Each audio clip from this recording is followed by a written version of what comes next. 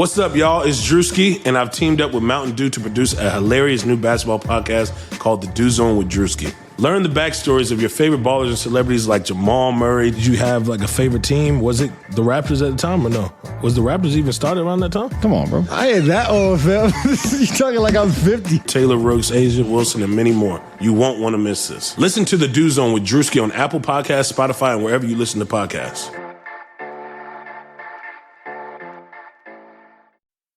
Hey everyone, we're excited to be able to share an exclusive trailer with you after the show. From Blue Wire Studios comes Golden Goal, Stories of Soccer Legends. Narrated by fellow Blue Wire host Brandon Kelly, each Monday 2 new episodes will take a look into some of soccer's biggest stars and the moments that define their careers. From Haaland, Zlatan, Messi, Rapinoe, and many more, each episode will focus on the historical plays and personalities that make the sport great. So stay tuned after the episode and listen to Golden Goal, Stories of Soccer Legends, wherever you get your podcasts. The Timeline is a Blue Wire podcast. I like to compete. Yeah. I'm not one of those guys going back up. I'm not backing up. I'm not going under the three-point line. I'm going up there. I can move my feet.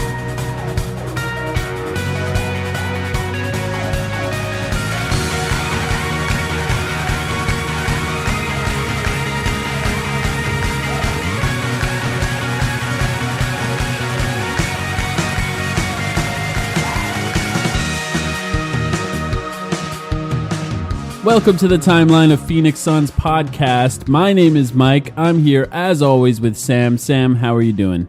I'm doing pretty well, Mike. This is going to be an interesting episode, I think. Yeah, there's actually some interesting things that happened in the last week, and for a week with no basketball, really. I mean, like we've been dealing with, I think this week is actually kind of interesting. Well, that's kind of my point. There's still no basketball. I mean, there's basketball on the horizon. I think we're going to get to that as the players arrive at the bubble in the next couple of weeks. But for now, we get to have fun conversations about the media. The media, yeah. And I think that's kind of the center of the conversation for now, at least. You know, I don't know if you remember the very, very, very first episode of this podcast. We broke down what we were trying to do. It was like a 10-minute episode with you and I. And I promised that we would talk about the media as part of the story. Do you remember that? Well, they are part of the story. I actually don't remember that. Yeah. I thought that. I always thought that the media was narratives were such a huge part of basketball that the media was part of the story more than anything else. And I always considered you and I like not part of the media. I guess in a weird sense that we are. I'm not a reporter though. You're not a reporter. You do write for Brightside now though. I do write for Brightside. That's not being part of the media. It's funny because my day job, I am literally a part of the media, but that's also separate. I'm not a reporter. Right. Yeah, I don't know. I mean, look, you talk about the media in any sense, I think people jump to politics immediately, but a lot of those conversations are applicable to sports as well, and I think we're going to see it. Let's get right into it. Let's get into the two things I think that Suns fans online talked about most this week. Yeah, and I think one of them just happened this morning, which is kind of nice, but we're recording this on Friday morning. The first thing I wanted to talk about is the narrative is now shifting on Devin Booker from is Devin Booker good to is Devin Booker too good for the Suns? And this was something that happened on First Take on ESPN. Now, I do want to say to start off that there have been people on the internet that have been trying to trade Devin Booker for a while now. I think Bleacher Report will probably release something once a month with a potential Devin Booker trade, likely to larger franchises to try and just drum up some sort of clickbait. But I think that this was a little bit different. There was an entire segment on ESPN's First Take with Stephen A. Smith that was essentially, is Devin Booker wasting his career on the Phoenix Suns? And then there was some sort of non-good faith debate on whether or not he was or was not wasting his career on the Phoenix Suns. Basically, I think personally, and maybe you can disagree with this, Sam, we haven't really talked about it, I think that this is the beginning of a narrative that will now go into the entirety of the next season, which will be is Devin Booker too good? Now, obviously, he did sign a contract, but I do think that there are ways out of that, or you can be unhappy well on a long-term contract. And I think I do want to talk about how he could get out of that if you want to. But what do you think? I avoided this video for as long as possible because I'm going to be honest right off the bat, I didn't care. Right. You kind of floated it my way, and you were like, we should probably talk about this. And then my DMs are open on Twitter. I'm always okay with Suns fans asking me questions or whatever, as long as they're respectful, via DMs on Twitter. And so I had a couple people actually DM me about this video too. And so finally last night I was like, oh, fuck, I guess I should watch this. My reaction... The reason I opened this episode talking about the media is because did you get the impression watching this video, like, it's just scripted... a 7-minute segment between Max and Stephen A. Like they didn't really care. I said that's why I said a non-good faith debate. Exactly. It felt like when Max first started his debate, it was like, okay, it's my turn to say no, he's not wasting his career, so that Stephen A. Smith has a platform to jump off of and say yes, he is, and then they can bring up the Knicks, and now there's a whole Knicks fan base watching this video, and exactly. That's entirely what it was. So Max Kellerman said that no, Devin Booker's not wasting his career. And if you watch the whole video, Stephen A. agrees with him. He says, my answer is also no. Devin Booker is not wasting. He then goes on to talk about Robert Sarver's one of the worst owners in the NBA, and I don't trust Sarver, but he does make the point to say, I like the Monty Williams signing. I trust Monty Williams, just not Robert Sarver. But you could tell both of them kind of felt the same way, that the narrative overall in the media may be forming, but it's not quite there yet. It's not to the point of, and if anything, Suns fans can feel some camaraderie with fan bases of other teams, because they did this to Anthony Davis. They do it now to Damian Lillard. They do it to Bradley Beal. They're going to start doing it to Karl Anthony Towns at the same time as Devin Booker. So there's a camaraderie. Even LeBron in Cleveland. Even LeBron in Cleveland. There's a commiseration between all the fan bases of these unlucky teams, so to speak. So that's the first thing. But the reason the media is important is because, guys, just like my message to you, stop falling for it. Max said no, Devin Booker is not wasting his career. Steven said no, Devin Booker is not wasting his career. I don't like Robert Sarver, so it was a bit more of a nuanced answer, but he still said no. The title of the video is Devin Booker wasting his best years with the Suns? Right.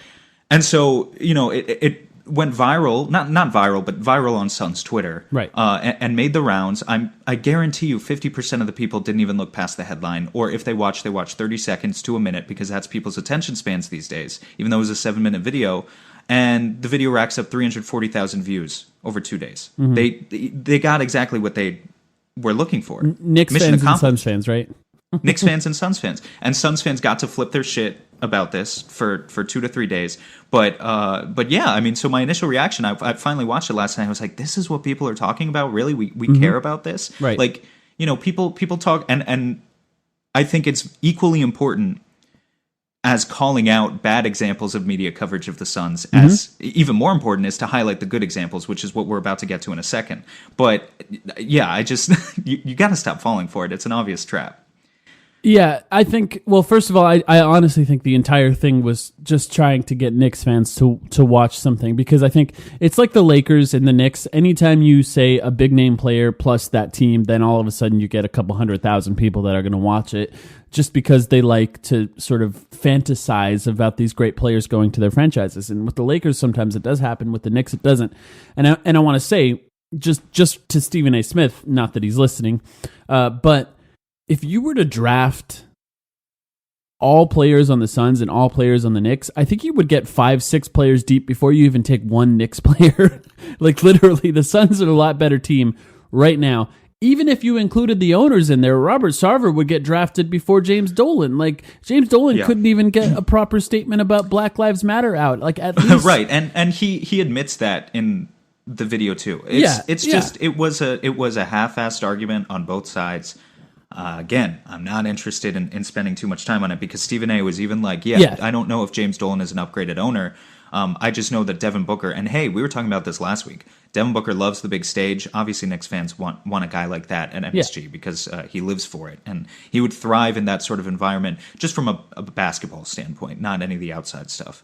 I do think, though, that the idea of the pressure now building on the Suns to keep Devin Booker happy is mounting in a way that was not really happening previously. Do you agree with that, or do you think it's just the same as before? I do agree with that, and I think it's kind of hard to convince people. Like, if you show people the statistics, first of all, it's hard because the season was shortened. We know that if the Suns had finished out the last 17 games of the season, they probably would have finished with around 32, 33, maybe even a few more wins. And if you look at the greatest turnarounds in the NBA, a 14, 15 win improvement for the Suns would be among the best turnarounds of any team in the league. But when you look on paper to maybe a casual fan or someone who hasn't been paying too much attention, going from 20 wins to 35 really doesn't look that impressive. Right. It's a lot more impressive if the Suns are able to replicate it next year and go from 35 to 50. And so that should theoretically obviously be the goal. I do think the pressure is mounting on Devin Booker. I just honestly, as an organization, I think we deserve it to some extent. Yeah. And you know, I think we've talked about this in this era of player empowerment. People are going to say, hey, Devin Booker just signed his max extension. He's got 4 years left. But he really could force it. Theoretically, I truly believe he could force his way out at any point if he wanted. Yes. So I'm do glad the you brought Suns that up. deserve some of this pressure? Yes. And does it bother me? No, because I know, like I said, they're doing it to other star players. And it's just the way the media cycle for this league works. Okay, so many people will say he's got 4 years left on his contract. There's no way he could force his way. Nobody's ever done that before, yada, yada, yada. There's like this argument about how it doesn't matter if he doesn't want to play here. Now, I think that argument is stupid. Do you agree with that? I honestly, I mean, I wouldn't go so far as to say stupid because, you know, people look at the past and that's kind of how they analyze the future, right? Okay. So, like, if it hasn't happened before, I mean, it happened with Blake Griffin, maybe, but I understand where people are coming from, where they say, you know, based on the past, I don't expect this to be the future. I just think so much has changed in the past 5 or 10 years. Yes, exactly. And I think that it does deserve some sort of explanation on why we feel the way that we feel on that. And I just want to give an explanation of how Devin Booker could get out of this without being sort of the villain in this scenario. So if it does not go the way that it should go at the beginning of next season, Devin Booker could easily, very privately, ask for a trade halfway through next season. Now, Suns fans, you're not going to enjoy this conversation, but I just want to explain to people how this can happen, I didn't even know we were going to have this conversation. Shit. Even though he has 4 years left on his deal. Say he privately asked for a trade, and nothing happens past the deadline next season. Next season ends. Now he could publicly ask for a trade. Yes, there's 3 years left on his deal, but he could say the Suns said that we were going to be this good at this point of the year. We weren't. I'm disappointed. I'd like to get to a team that was properly contending. Now there is public pressure on the Suns to make a trade from a player and move on from a player that is no longer happy on the team. That pressure will build and build and build and build on the Phoenix Suns, and eventually, if he is traded, the public will side with Devin Booker if the Suns are not really good. That's just kind of how it works. Now, they always do. They always do. People have already forgotten about Anthony Davis forcing his way off of a team with a year and a half essentially left on his contract. And the way that Anthony Davis, I think this is something that people forgot as well, the way that Anthony Davis sort of manipulated the trade market to allow him to get to a team that he wanted to is not something that's impossible either. Maybe teams would be willing to give up more for a guy with 3 years left on his deal compared to a guy with 1, but the Celtics were one of the teams that were considering trading for Anthony Davis. And if you remember this, Anthony Davis's dad very publicly said, my son will never re-sign with the Boston Celtics after what they did to Isaiah Thomas. Now, if that's true, that could be true. But what that looked like to me was this massive push and play by the agency that's controlling the future of Anthony Davis to get him to the team that he wanted to play for. This is not something that's insane or out of the question.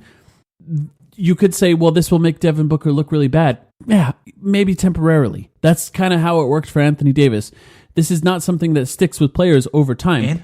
You become successful in the future, you're successful. That's how people remember you. Anthony Davis stopped trying for a full half season with the Pelicans last year. He stopped playing defense. Yes. One of the best generational defenders in history. Stop trying. And does anyone care now? No, because he's in position to win a ring, and he's even in conversation for Defensive Player of the Year in a lot of circles. If you go to the big market and you start winning, no one gives a fuck. And no one's going to give a fuck if Devin Booker requests a trade out of Phoenix, because Phoenix has one of the objectively worst owners in the NBA and has been a joke for 10 years. I mean, let's just be honest. So, and there's other players who are saying that behind our backs right now as well. Yeah. And is this, I just want to say this, is this concern trolling? A little bit. I'll be honest. Yeah, it is a little bit concern trolling. But here's the thing.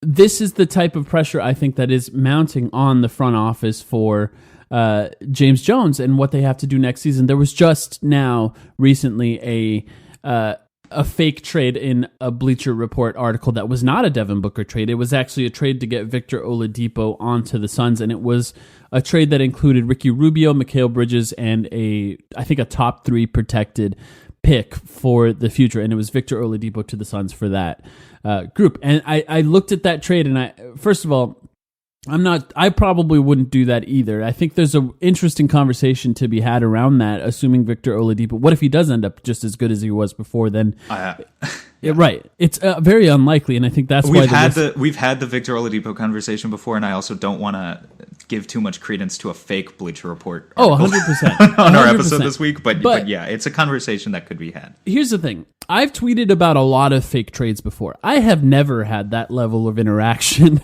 on a fake trade that I've tweeted about before. Have you ever, like fucking ever, have you ever tweeted out a fake trade to Suns fans? Honestly, It doesn't even matter if you're a Suns fan. It could be any team. And actually had people say yes? I would take that. Well, like, if you put out fake trades... If you put out fake trades on the internet, you're getting ratioed. Automatic ratio. You're getting 3 likes and 67 responses telling you to go fuck off. No matter how fair it is. And honestly, the more you get ratioed, the more fair the trade probably is. Right. And I think, here's why I wanted to bring that up. Whether or not James Jones and his front office feel the pressure to actually build around Devin Booker with a quote-unquote star player or all-star player will dictate whether or not a move like that goes down. And I think this was a great example of what that kind of mounting pressure could result in, because star players are just not available. That almost never happens. And you could make the argument maybe Bradley Beal's available. I don't believe that. I still don't believe that Bradley Beal's available until he's traded. And if he is traded, it's going to be for a massive, massive haul. It's not because he's not really available. It's just like Devin Booker. Devin Booker's not really available either. People just sort of are mentally trading him constantly the same way they are with Bradley Beal. If the Suns do make a trade for a star player, it's going to be with assets that you don't want to trade, and it's going to be for a star that you're not sure is a star any longer, like Victor Oladipo. And I think this is, if you really, truly, truly believe what James Jones says, and what James Jones says is he believes he already has 2 stars on his team in Devin Booker and DeAndre Ayton, then you don't really have to worry about him making a trade like that. If you think that the mounting pressure will be too much for James Jones, or more likely Robert Sarver, then a trade like this could go down. And I think this offseason is going to be fascinating for the Suns because of what they do based on that kind of pressure, or if they even feel it, because maybe they don't feel it at all. Maybe they have the proper conversations with Devin Booker. Maybe they trust him in his future, and maybe he does believe in his future with DeAndre Ayton. What do you think? Right, and I don't think he feels that type of pressure to trade for a star yet, because he's got so much control over DeAndre Ayton. I think DeAndre Ayton is really kind of the, he's been, I guess Mikal Bridges has been described as the linchpin before, but so much hinges on DeAndre Ayton, right? In terms of the future for this team. But to agree with your point, I think he's getting there. I think he's very, very close. And I think a guy like Oladipo, who is not a true star, who maybe only has 1 year left on his contract, is exactly the type of player that we're talking about getting, because as you mentioned, Bradley Beal, Damian Lillard go on the market. There are a million other teams out there that can put together better offers. And furthermore, when I see Suns fans talk about a player like Mikal Bridges and use the phrase untouchable next to him, which is something that I've seen on the internet recently, that's ludicrous. It's absurd. Right. Especially if you're going to go march over to other teams and say, hey, would you give us Bradley Beal? Would you give us Damian Lillard? And then you're going to turn around and say, oh no, Mikal Bridges, he's untouchable. Come on. We can't be thinking like that, especially as we go into an offseason where the free agent class is so weak. There's talent there, but it's just not the same. And we have to be a little bit more open-minded. Yeah. I think the most common comment that I got was, well, I would do that if you switch out Mikal Bridges for Kelly Oubre. And it's like, well, of course you would. Of course you would do that for Oubre because he's a free agent. Like, you're trading somebody who has potentially no future with this team for somebody who could possibly be because a star. the scary thing about Bridges is you got 6 to 7 more years of him if you want. If you re-sign him as a restricted free agent versus Kelly, he might only be here 1 or 2 more years. Yeah, 1 year. I think that's just my point. Suns fans, I think, have to come to grips with, if you want there to be another star on this team, that's what the trade's going to look like. It's going to be including someone like that. If you don't think this team needs another star, then you're going to expect a massive jump. And here's what I'll say. It's a good transition to the next topic we have here. The same company that did... This is what I'm excited to talk about. Right. Truly. The same company, ESPN, that did 4 or 5 minutes on a 22-minute show about if Devin Booker's wasting his career, also released something that is remarkable. 40 minutes of a Deandre Ayton film session with Mike Schmitz from Draft Express, which is, I think, I'll be honest, I think this is a little bit of Mike Schmitz giving a little bit of a I told you so about Deandre Ayton, because he was very high on Deandre Ayton, and I think people who are or were very high on Deandre Ayton feel a little sense of, I need to prove it to people now, because a lot of people's minds were made up on Deandre Ayton. If you just look at the comments on Mike Schmidt's tweet about this, you can tell who's watched the video and who hasn't, just based on what the comments are on this tweet. But it was fascinating to watch 40 minutes of Deandre Ayton breaking down defense, only defense. And it's rare that you get this kind of content just from basketball players in general. This was fascinating, wasn't it? I loved it. I loved it. And this is why, again, to bring it back around with talks about the media, what frustrates me is that people spent days talking about the Stephen A. and Kellerman video. Got 350,000 views in 2 days. ESPN posted this 40-minute interview with Deandre Ayton where they break down not only his growth in on-ball defense, but they also talk about his off-ball defense quite a bit. And make no mistake, this is not a puff piece. Mike Schmitz is very high on him. But one of the things I'm excited to talk about is they talk about his off-ball defense, and Schmitz is showing him clips from his rookie year where he's just objectively playing bad defense. He's not going for contests on the weak side. He's not, covering his man. And he's saying, hey, Deandre, what are you doing here? And Deandre, to his credit, is going, I'll be honest, I don't know what I was doing there. I was lost. I was lost. And then he contrasts it with clips of his growth this year. So you get to see the growth, but it's not just a puff piece. And so 350,000 views in 2 days for the other video. What's this one going to get? Not that.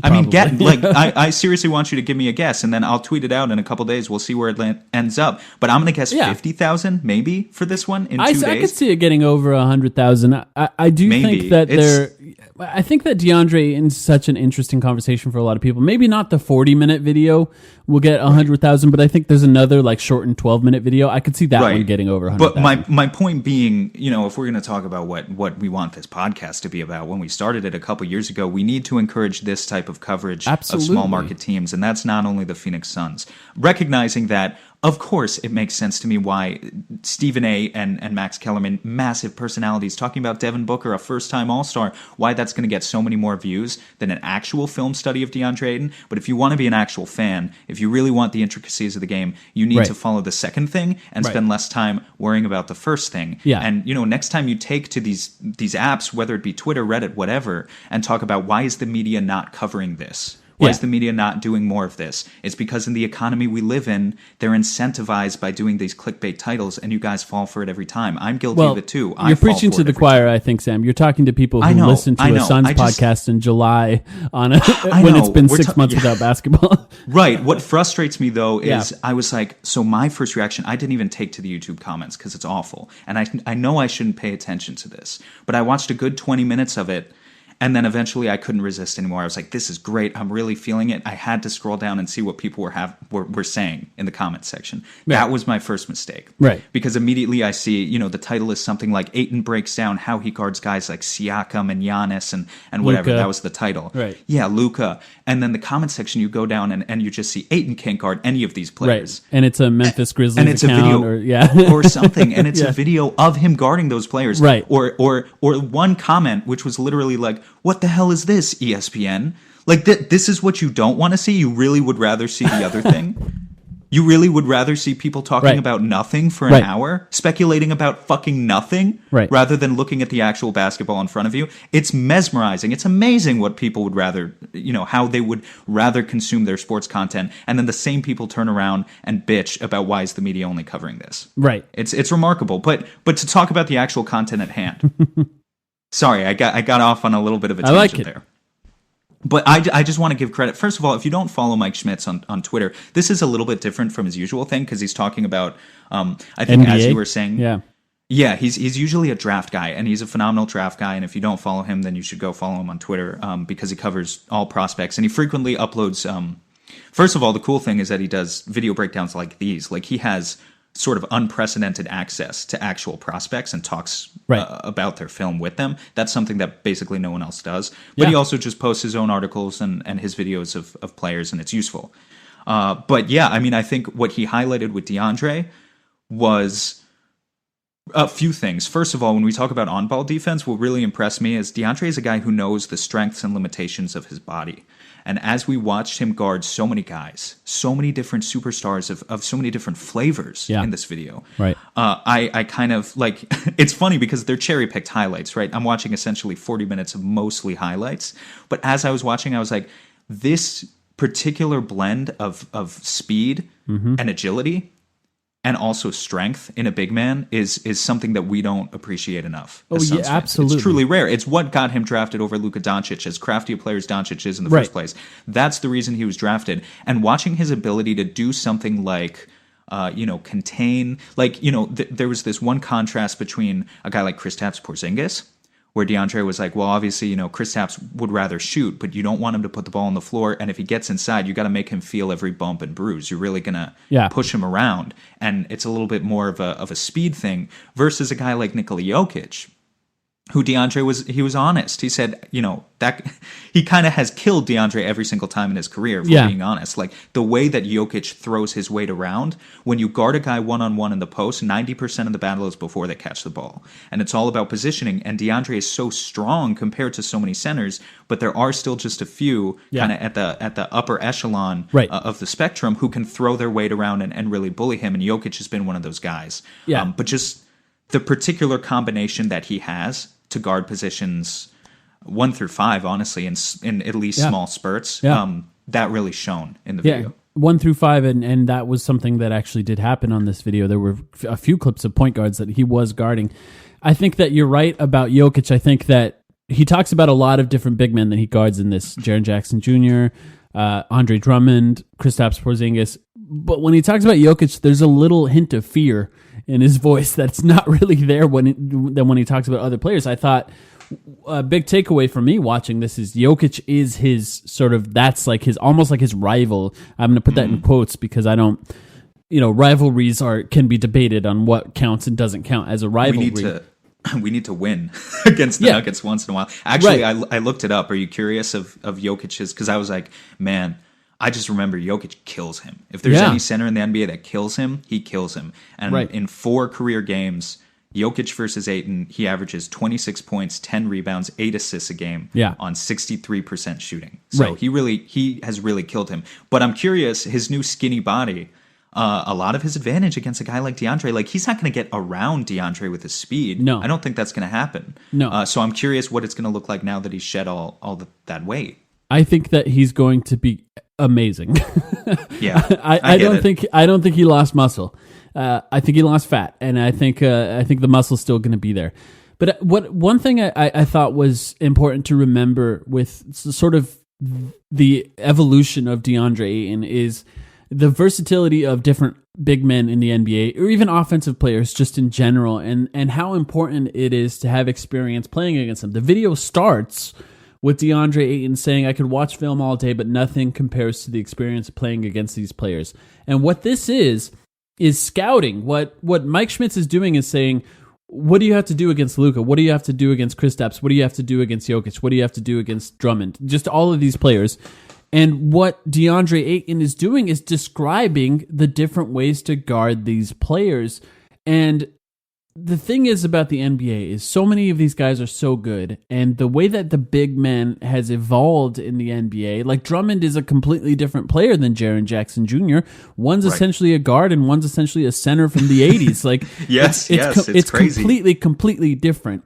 And I think that when you have a big man coming in to play defense in the NBA, the likelihood of them being good, and I'll use that in quotes, in their rookie year is very low, because what it takes is you can learn, the coaches will tell you how to play defense against these different types of big men, but you got to play against them to really understand, I think, what it takes to guard them and the different types of defensive schemes that you use to do it. And I think one of the things I really enjoyed in watching this video is showing sort of the drop coverage that he was doing in pick and rolls and the difference between last season and this season. And you talked about it. This wasn't just Mike Schmitz jerking off Deandre Ayton, right? It was Mike Schmitz jerking off me, but not Deandre Ayton. Right. He also said, what was this, Deandre? What is this? Showing him bad clips of defense from last season. And there were a few times where Ayton said, is that last season? You could tell he takes pride in his defense now. Well, but by the way, let's talk about, you can't just pull any NBA player and sit them down for 40 minutes and show them clips of them screwing up and be like, what? Like, imagine like you bring in Russell Westbrook and you're like, what was that, Russell? Where was your effort? Like, he would chew you out. It takes a certain humility, right, for DeAndre, but also I think pride in like his current level of play. It's both. That's the accountability that you want to see, and that's my point, because DeAndre talks a lot of shit and he still says a lot of things to the media that I just roll my eyes at, like the thing about him shooting threes. But for as much as he talks shit, you can tell that he wants to improve. And it absolutely takes humility for him to sit down and talk to a member of the media and embrace these clips where he's screwing up and just be open about it. It was really refreshing. Yeah, he said in an interview, for those who missed it, I shoot the three like a midi now, which to me was, my first thought was, what, too often and when you should be dribbling? Yeah.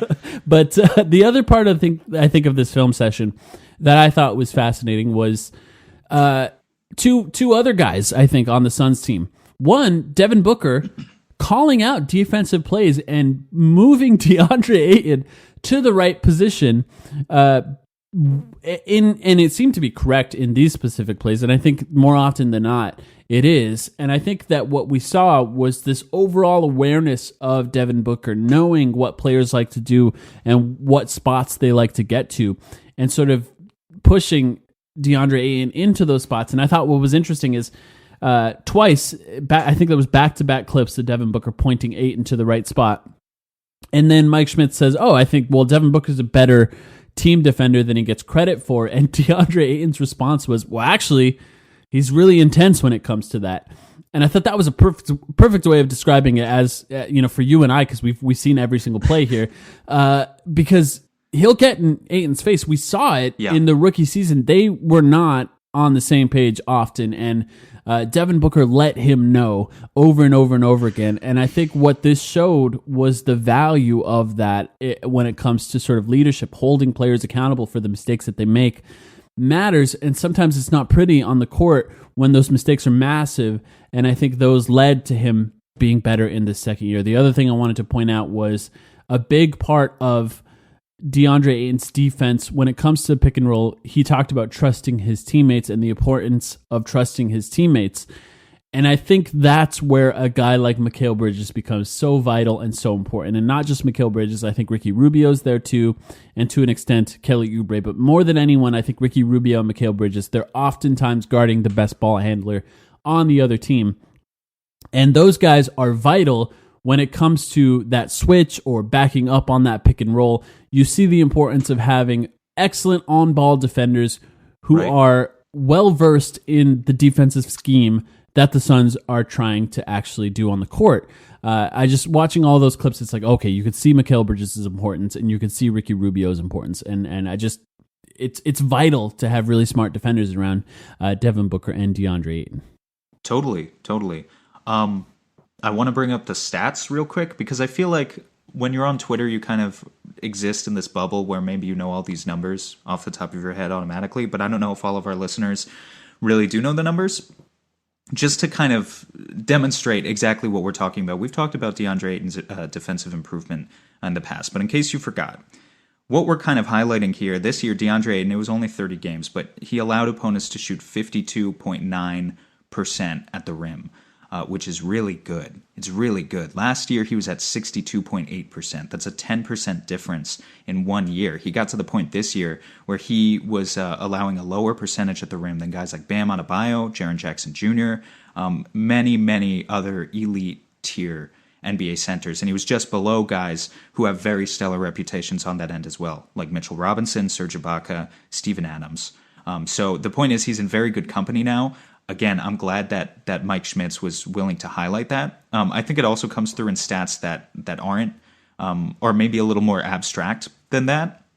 But the reason that one particular stat stood out to me, and the reason I think it circles back to Ayton, is because I was looking at other players who have made that kind of improvement this year. One guy that I saw that surprised me, Anthony Davis, and we kind of brought this up earlier in the episode, but Anthony Davis, last year, his final season with the Pelicans, when he totally stopped caring, he allowed 63% at the rim. This year, the Lakers, 50%. He becomes literally a top 5 defender at the rim in the NBA. Maybe it was top 10.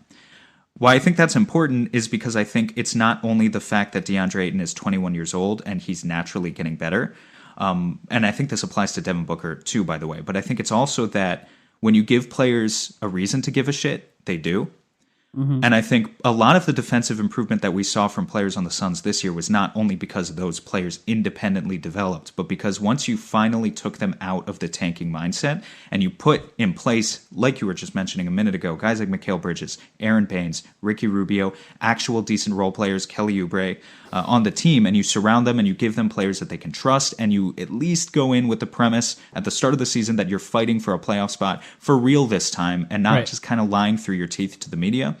It creates an effect where everyone gets better at defense. And I think we saw it in Devin Booker this year. I think Devin Booker is physically limited in a lot of ways in what he can do on defense, but I do think there was improvement this year. And I think part of DeAndre Ayton's improvement, not all of it, because I think part of it is just natural development as he gets bigger and really learns to trust his body. But part of it may be it's hard to give a shit on a 19-win team coached by Igor Kokoshkov, and it was easier to give a shit when you went into the season with a little bit of confidence that you could actually win some of these games. I'm not saying that's necessarily the way players should think, because ideally you want them to be giving 100% all the time, but I think it's just a fact of how this works. Like, giving them something to actually play for definitely made a difference.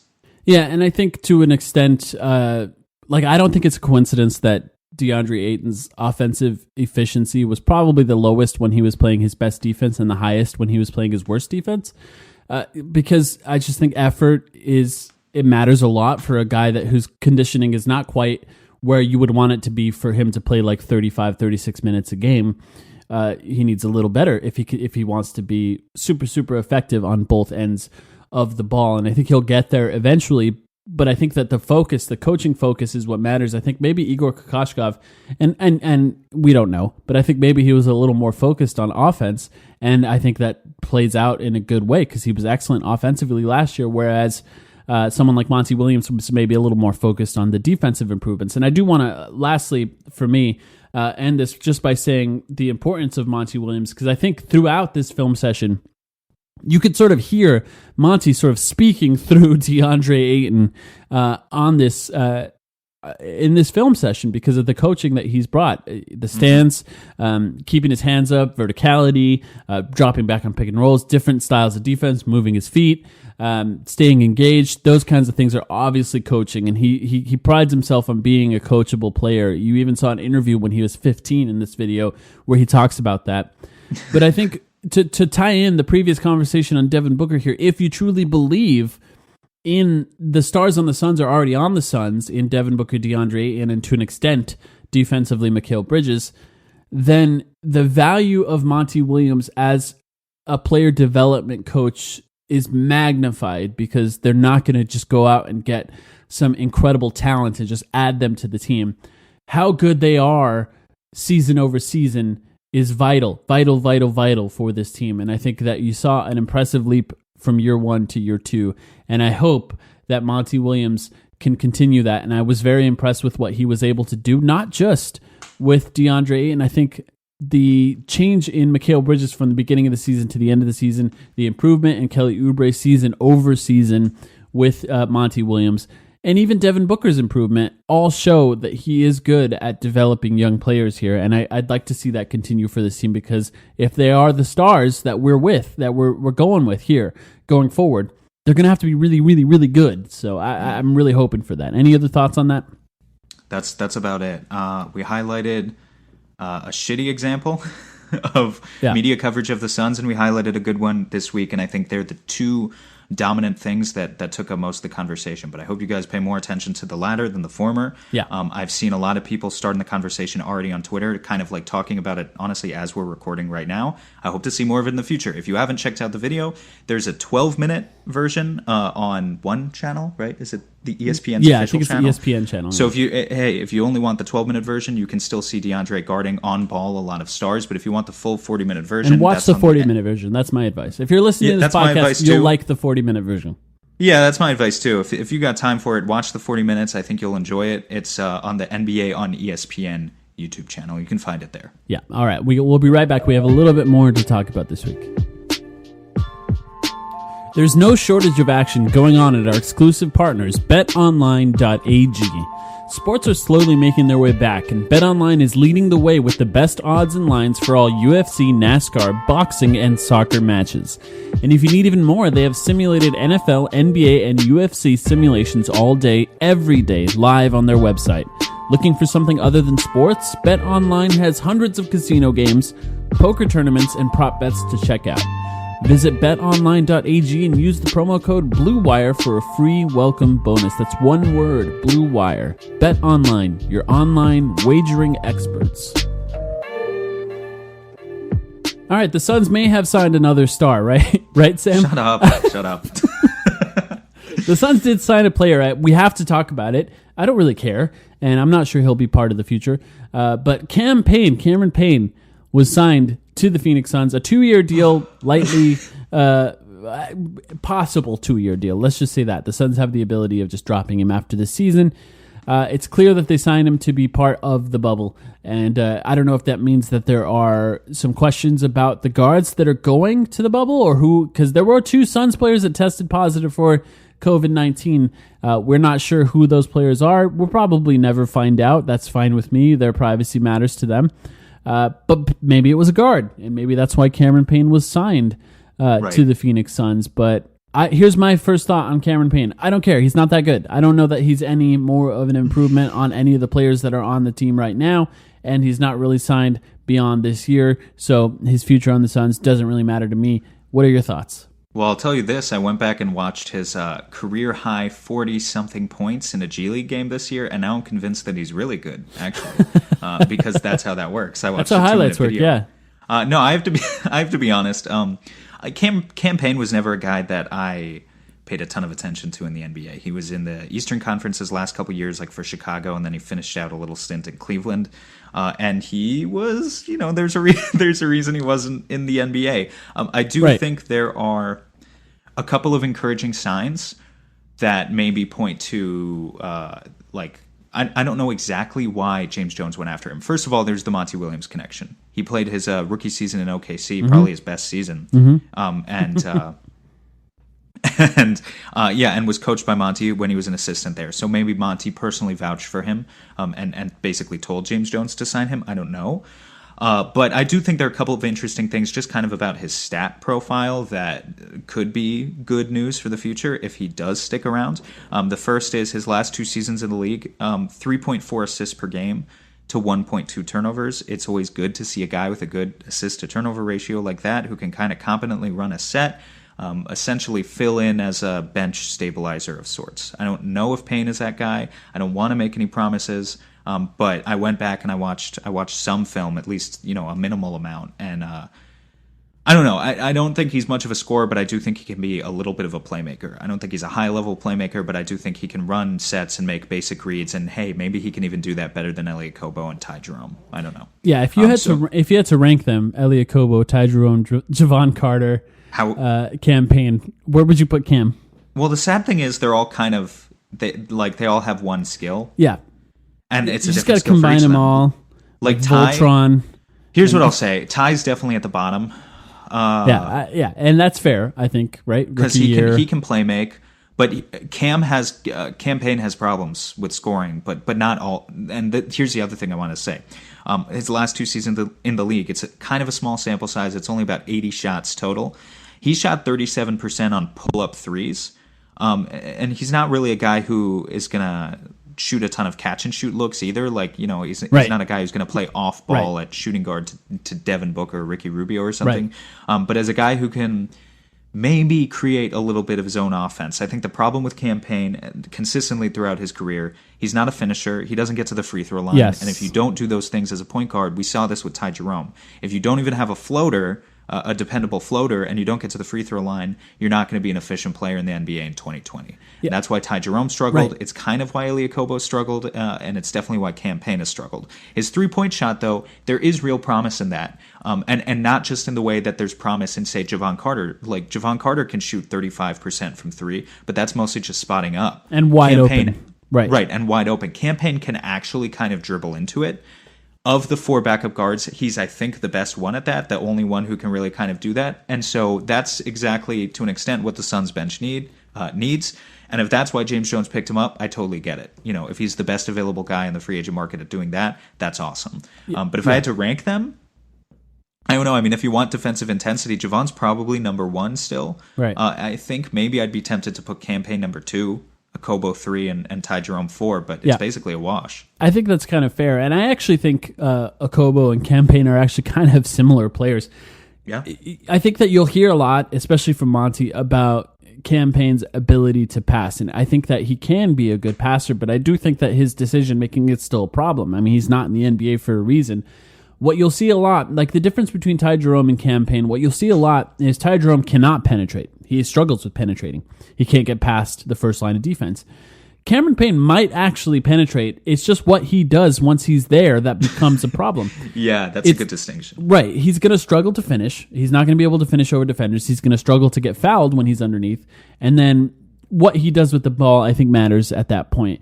If he improves at what he does once he's in the paint, then I think he'll be the best of those point guards. Do I have faith that he will? I don't know. This is a lot goes back to what Monty Williams can do with him. So I don't think this is a big thing, but I think he might actually get quite a bit of minutes in these last 8 games, assuming they actually play these last 8 games. So I think we'll get a good look at whether or not Campaign has improved. And great name, though. Campaign is a great name. It's a great name. I also thought it was funny. Ryan McDonough collected Kentucky players. James Jones evidently is hell-bent on collecting as many 2015 draftees as possible. Because the Suns now have the 9th, 13th, 14th, and 15th picks from the first round in 2015. 9th pick was Frank Kaminsky. 13 obviously was Booker. 14 was Campaign. And 15 was Kelly Oubre. If he just finishes it out now and grabs number 10, 11, and 12 to round out the entire lottery, he would need to pick up Justice Winslow, Miles Turner, and Trey Lyles. Yeah. Lyles might be gettable. I don't know about those. Actually, Miles Turner might be on the trade block at some point as well. Miles Turner might be gettable at some point. It's either him or Sabonis. Right. Interesting. I think that, there's probably not going to be a ton of Campaign talk. Hopefully we can avoid that as much as possible. Monty Williams, if he blows up, if he's the next Mike James. Remember when did this podcast exist? No. With Mike James? No, we didn't exist yet. But I have a feeling had we existed at the time, remember when Mike James scored like 25 points once, and people were like, "Whoa, Mike James, he's good." Yeah. I feel like we would have dedicated an entire episode to that at the time. Maybe the same thing will happen now. We 100% definitely will, and if Campaign does it, we will again. Especially if it happens the day before we record.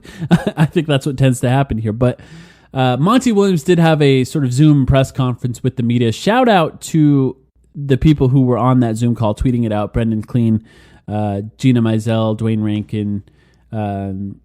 Who am I missing here? All of the great reporters that cover the Phoenix Suns for tweeting out information on this and then writing excellent articles. Kellen Olson, there's one that I forgot there. Did you say Dave King? And Dave King, of course. Shout out to all of them for getting this information out to us. There was some interesting stuff from this press conference. Monty talked about coaching Campaign in OKC. it seems as if he was hinting at the fact that everyone is going to play in Orlando. For some reason, he avoided talking about Kelly Oubre. I thought that was kind of interesting, but it seems like the rest of the team plans on being there. They also talked about that there was going to be 3 exhibition games before the actual official 8-game schedule. I'm sure those are all in Orlando. He seems to be preparing at this time. It doesn't seem like he wants to win games, but he did acknowledge that he's not planning on playing these guys like extended playoff style minutes and shortening the rotation because of that. I think that's probably because of Kelly Oubre not being there as well. Yeah. But what did you think about all this? Well, I didn't have many opinions on most of it because I thought most of it was pretty generic. Right. But I thought the 34-minute thing is what he set as a limit. He said he's not going to play players past 34 minutes. And if you recall, when we talked about the bubble, when the schedule first came out, or when it wasn't the exact schedule, but we knew roughly the opponents that the Suns would be playing. We said, hey, if the Suns want to go 7-1, they want to go 8-0. Devin Booker needs to be playing 38 minutes. Ricky Rubio needs to be playing 38 minutes because how else are you going to avoid throwing these lesser guards into the rotation? Now that we know that everyone's only playing 34, there's going to be minutes for everyone. Frank Kaminsky's going to play a fair amount. Dario Saric is going to play a fair amount because someone needs to fill for those minutes left behind by Kelly Oubre's absence, and Mikal Bridges can't pick up all the slack if he's only playing 34 minutes. Similarly, like we just mentioned, Cam Payne is going to play. Javon Carter, I'm sure, is going to play. Maybe the other guys will, maybe they won't. But so, I don't know. It hurts the Suns' chances of seriously being able to go 7-1 or 8-0. Right. But I think we realistically already knew that. So. Yeah, it's not too much of a surprise to me. Yeah, I said it before. My main thing that I want to happen in this Orlando bubble is everyone stay healthy and come home healthy. Like the NBA apparently is considering like a secondary loser bubble for the worst teams in the NBA, the remaining 8 teams, to play in Chicago. And I was almost thinking, why aren't the Suns in that one? It's, like they could be the best team in that one. But and Illinois is not logging 10,000 new cases a day. Exactly. That was exactly my thoughts. And, so that's my main thought is I hope they stay healthy. So beyond that, basketball matters, and we are of course going to talk about the basketball, but these guys are people and they're probably not going to make the playoffs. So what I want them to do is be healthy and get home as quickly as possible. That's really what matters to me. I did think that he did talk about Devin Booker wanting to go to Orlando, and I'm quoting a tweet here, and cement himself at another level. And apparently he mentioned making the All-Star team and the All-NBA team as a future goal. So he did make the All-Star team. Now he could potentially make the All-NBA team. I think it's going to be really difficult to make the All-NBA team. He'd have to have an incredible 8 games. If you went 8-0 and averaged 35 a game, he's got a chance. I think if they have a winning record, right? If they go 5-3 or something, and he has an incredible showing, then maybe it's possible. I think that, like I talked about, the narrative is shifting on Devin Booker. At a certain point, talent is unquestionable and undeniable, and that's happening at this point. It's not always about it's not about is Devin Booker failing the Suns. Are the Suns failing Devin Booker now? That narrative is now shifted, and yes, narrative matters for all NBA. By the way, it definitely does. And then the last thing he mentioned, I thought that was kind of interesting, is he said that I think that Muscle Watch. Hashtag Muscle Watch has already began somehow, because this has been somewhat of an off season without any games. He said that Cam Johnson maybe potentially added some muscle. Apparently he's in excellent shape. I love hashtag Muscle Watch. That's brilliant. We got to start using that. I'm calling bullshit. I've never had mono. Have you ever had mono? No. I feel like it's not something that you just recover from in 2 months and put on like a lot of muscle. Right. You lose a lot of weight on mono. And so, you know, maybe he cut the fat. Maybe he's got a lower body fat percentage than he did during this. But even that is hard to believe. Like NBA players, just to keep up, they don't even get the opportunity to lift much during the season because they don't want to be sore for the games. And they have to eat like 10,000 calories a day just to keep up with all the cardio they're doing. Yeah. So I don't know. I'm calling bullshit on this one, but I am curious to see what he actually looks like. Well, he said he's in great shape, and then he kind of hedged himself a little. Maybe he added some muscle, and I think the thing is about Cam Johnson is he's always in great shape. Like, I've never looked at him and said he's in bad shape, so I don't know that he's changed at all. But I think that he will play a significant role, and Monty acknowledged that without Kelly Oubre. on the court. Something we didn't talk about last week because of our extended Devin Booker conversation, which, by the way, I had a great time doing. That was a fun podcast. Thank you to everyone who gave us some feedback. Seems like people liked that episode. But the schedule was released, and it's not much different. I'll just read through the games real quick. Washington, Dallas, Clippers, Pacers, Heat, Thunder, 76ers, and then the last game against Dallas again. It's essentially the same as we expected, just a slightly different order of games. No real cupcake games except for maybe that Washington game. The Nets are apparently not, half their team has the coronavirus, so the Nets are not really going to be there. Washington has a legitimate chance to make the playoffs now.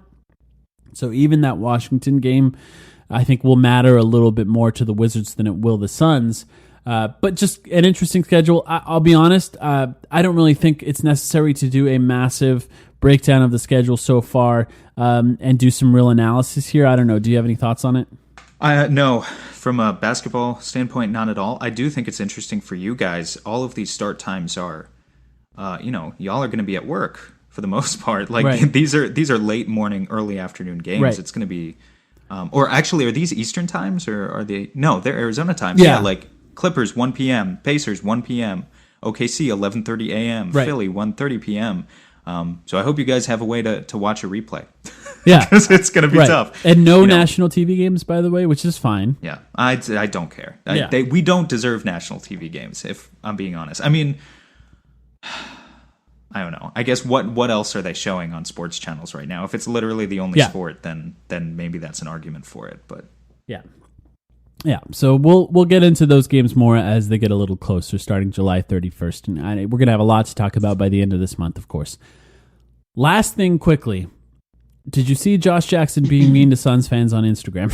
Being mean to Suns? Yeah, but that dude was asking for it. Right. Explain the context. Okay, first of all, if you're the type of person that likes to go to people like Josh Jackson's Instagram and comment saying, "I wish we never drafted you," you're talking to the wrong person.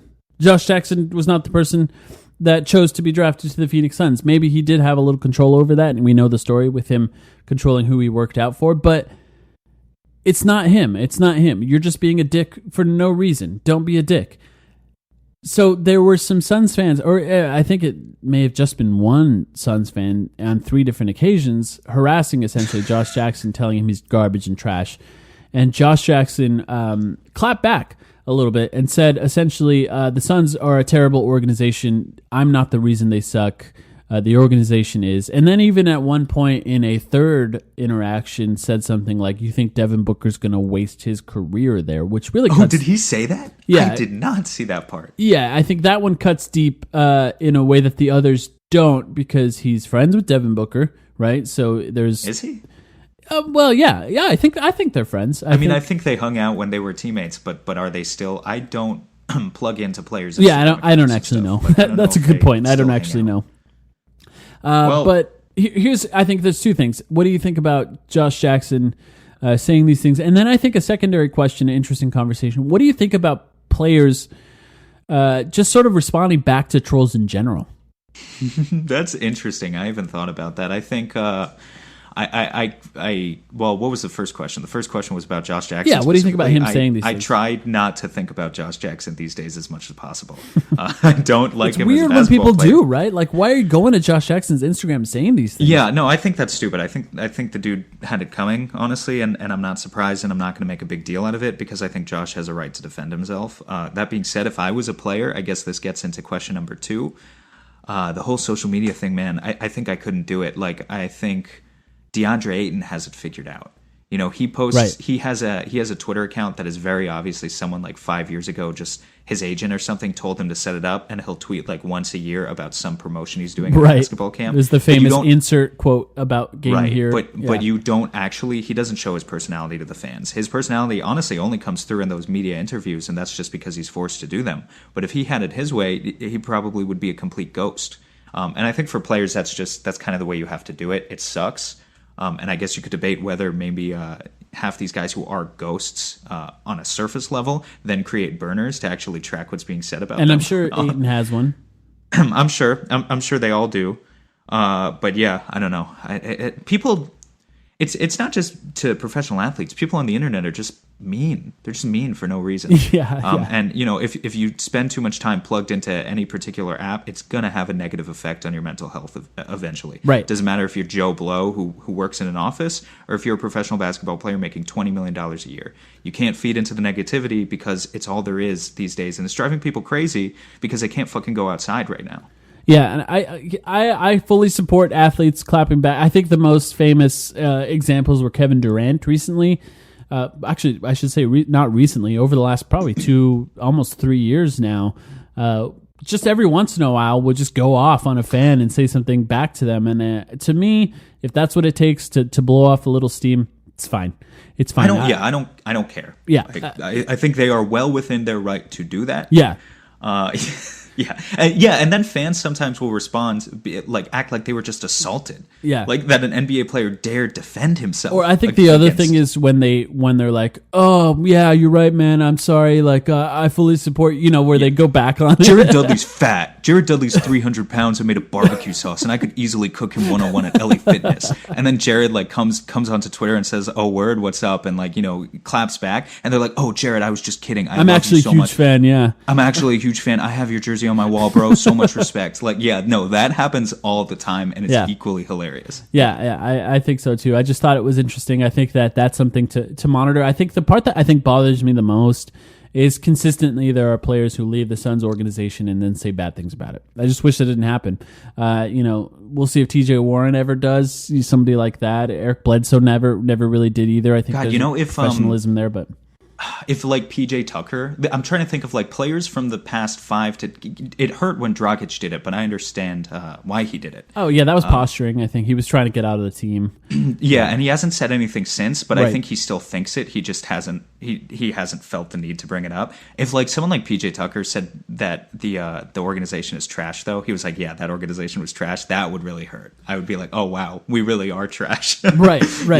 And it just shows the kind of pressure that Monty Williams has, because the entire, James Jones to an extent, but I think Monty Williams is somebody that people in the NBA respect. Now, whether that be players, other personnel, coaches, or even the media, I think they all sort of respect him, and the reputation of the Phoenix Suns is now riding on Monty Williams' shoulders.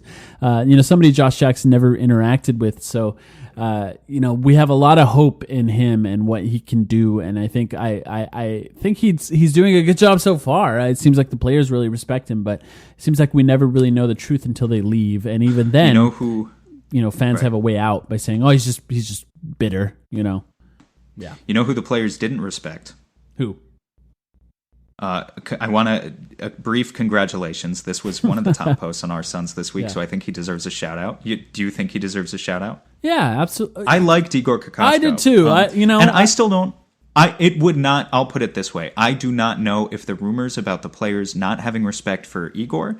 I don't know if it's true because I was never around the players. It would not surprise me if we're being totally honest. And I hate that I think that. Yeah. But just the simple fact that we have not had any success stories really in the NBA with a foreign-born coach commanding the respect of players like that. The only examples really are Igor and David Blatt, and thus far neither one has exactly panned out. So it would not surprise me is all I'm saying. But to get to the news, Igor Kokoschko is now the new head coach. He accepted a position as head coach of Fenerbahce Istanbul, one of the top-tier teams in Turkey, obviously in the EuroLeague.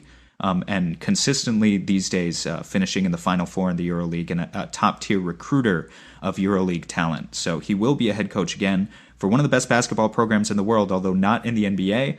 I guess the only thing I'd say about that is good for him, but I hope he gets a chance in the NBA one day to kind of prove people wrong. Yeah, I think Igor Kokoschkov's problem was never basketball. He knows basketball. He's a basketball genius, and I think he'll do a great job. So shout out to him. Anything else before we end this episode, Sam?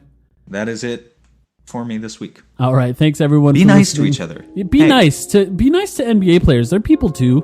We could say things. Don't say it directly to them. That's a bizarre thing to say. If you don't like their basketball, just say it to yourself. Leave them alone.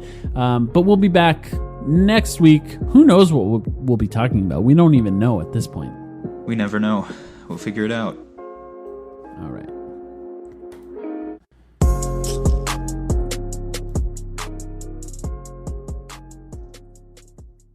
This is Brandon Kelly, the host of Blue Wire's new podcast, Golden Goal. Messi takes everybody on. Messi has got it! From Lionel Messi to Marta to Pele, our show takes a deep dive into soccer superstars. 2-0 and is.